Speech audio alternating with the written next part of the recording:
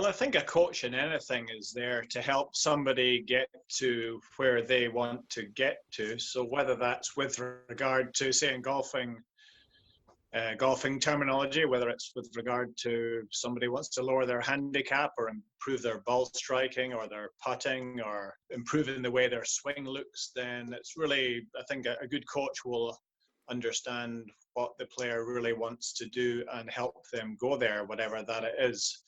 And many coaching sessions will take place guided, and the player themselves will help to guide the coaching sessions. It won't be instructional.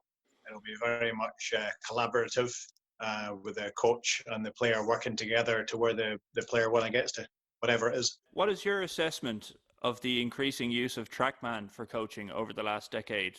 Well, I think Trackman offers so many really good insights into the club and ball collision and the flight of the ball, all down through, say, in wedge play and spin rates and wedge play and studying angle of attack and spin loft on the club. And it can be really useful for that and for driver fitting as well, and for iron play and track and distance. I mean, really and truly, nobody needs to have a Trackman because there's so many of those aspects that you can figure out for yourself without any technology.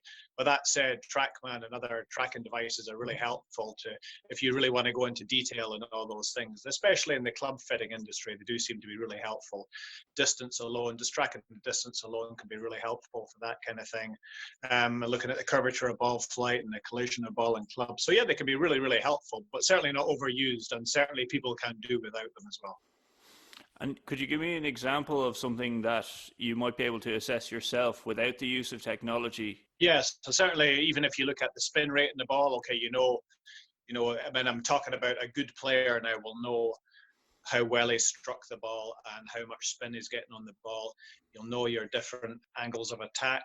You'll know your different launch angles, different strikes, for example, on the smash factor front. You'll know that, well, that was a good strike, or that was a bit out the toe, or that was a bit out the heel. And then Trackman or something similar can be used then to confirm these things. So if anyone gets too reliant on using technology to let them know what just happened, they're kind of not improving their own skills and feel as they go along. Another example would be, say, if you're hitting longer shots, you can see the curvature on the ball. You can see the starting direction and the finishing direction, and you get used to seeing the spin rate and, again, how the smash factor was. Of course, you can't tell the swing speed or the ball speed without the use of technology, but you'd have a rough guess on how it was.